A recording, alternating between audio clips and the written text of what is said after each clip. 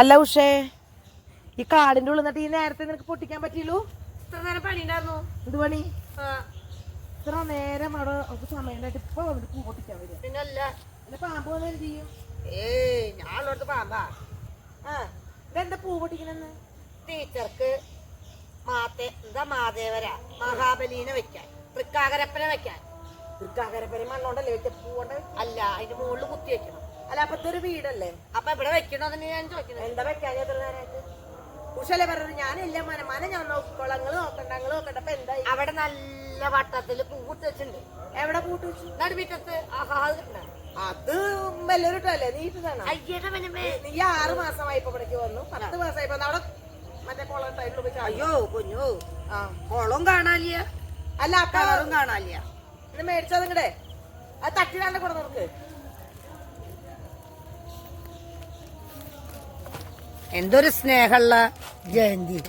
അവൾക്ക് സ്നേഹം കണ്ടോ? തന്നെയൊക്കെ ഭേദാ. അയ്യോ അമ്മേ, എനിക്കൊരു പൂവിട് കവറൊന്നും കാണാനില്ല. ഒരു തേങ്ങ അറിയില്ല എന്റെ ജയന്തി അതിന്. അതെ, ഒന്നും അറിയില്ല അവൾക്ക്. കുഞ്ഞേല എടുത്തിട്ടേ കുഞ്ഞേലെ കൊണ്ട് വന്നിറക്കാം. അതിനെ ഒന്നുമില്ല ഇതാവാൻ. പിന്നെ ഞാൻ എന്താ ചെയ്യാ? ഒന്നുമില്ലാന്നാ?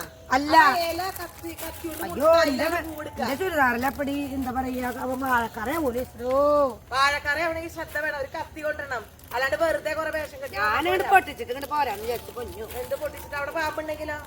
അപ്പൊ പാമ്പ് പേടിയില്ലാന്ന് കേക്കും. പാമ്പിനെ പേടിക്ക്. അപ്പൊ നീ അല്ലേ പറഞ്ഞ പാമ്പിനേക്ക് പേടി? ഞാൻ ഉള്ളടത്ത് പാമ്പ് അങ്ങനെ ഉണ്ടാവും. മാതേവരെ എങ്ങനെ വെക്കുന്നു? കൂടിക്കോണോ? എന്തെങ്കിലും ഒരു പണി ചെയ്യണല്ലോ. പിന്നെ പണിയാത്തതല്ലേ. ഈ കത്രികൊന്നും വേണ്ട അത് പൊട്ടിക്കാൻ.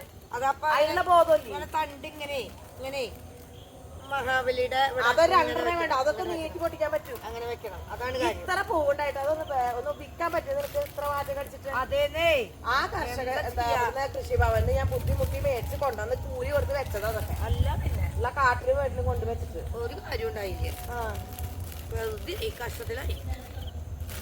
എന്താ പറയണ്ടേ ജയന്തിയെ?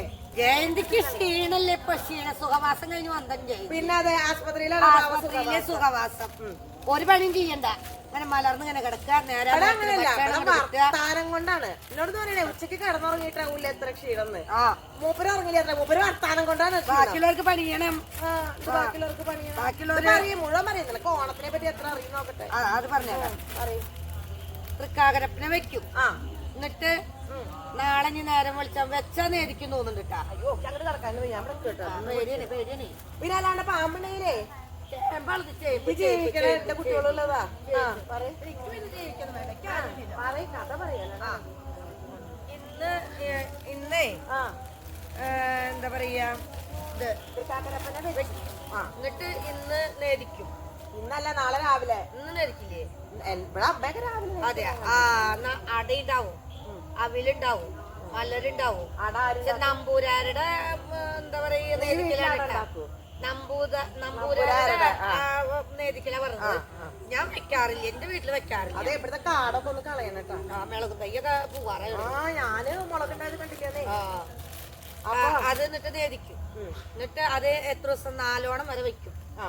അത് എടുക്കും. എന്നിട്ട് പിന്നെ അത് ഇതാവും. പിന്നെ 16ആം മകൻ ഉണ്ട്. 16ആം മകൻ എന്താണെന്നറിയോ? മകൻ വരണതാണ്.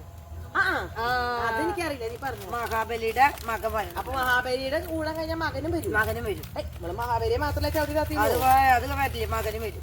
ശരി. മഹാബലിക്ക് ഇതിന് മഹാബലിനെ വെക്കുമ്പോ മഹാബലിക്ക് പാതാളത്തിൽ പോയിട്ട് കുട്ടി ഉണ്ടായതുകൊണ്ട് ഞാൻ അറിഞ്ഞില്ല. കുട്ടി കുട്ടിണ്ടായി. അപ്പൊ പോയപ്പോ കൂടെ കൊണ്ടുപോയി. ഇല്ല, അങ്ങനെയാണ് തോന്നുന്നത്. മകൻ വന്നിട്ട് മകൻ എങ്ങനെയാന്നറിയോ? നല്ല ഉണ്ടപ്പിടിയന മകൻ. അപ്പൊ നമ്മളീ കാരണം വെക്കണേലുണ്ടല്ലോ, ഒരു മകനെ വെക്കില്ലേ? കുറച്ച് തടിച്ചിട്ട് അമ്മയാരനെ വെക്കും, കുട്ടീനെ വെക്കും. അങ്ങനെയൊക്കെ വെക്കും. പണ്ട് മണ്ണോണ്ട് നമ്മൾ ഉണ്ടാക്കുമ്പോ അമ്മേരെ വെക്കും, കുട്ടീനെ വെക്കും, അമ്മി വെക്കും, ആട്ടല് വെക്കും. എന്തിനാ അമ്മയാരൊക്കെ? അതൊക്കെ എന്താ പിടുത്തൂല്ല. നമ്മടെ അമ്പലക്കുളം ശരിയായിട്ട് ചവിട്ടി പൊളിക്കോ? ഇല്ലപ്പാ. അല്ല, അറിയാണ്ട് ഒരു ചവിട്ടലിന് അത് പോവും. അപ്പൊ നാളെ പോയി ഓണായിട്ട് എന്താ നിന്റെ പരിപാടി?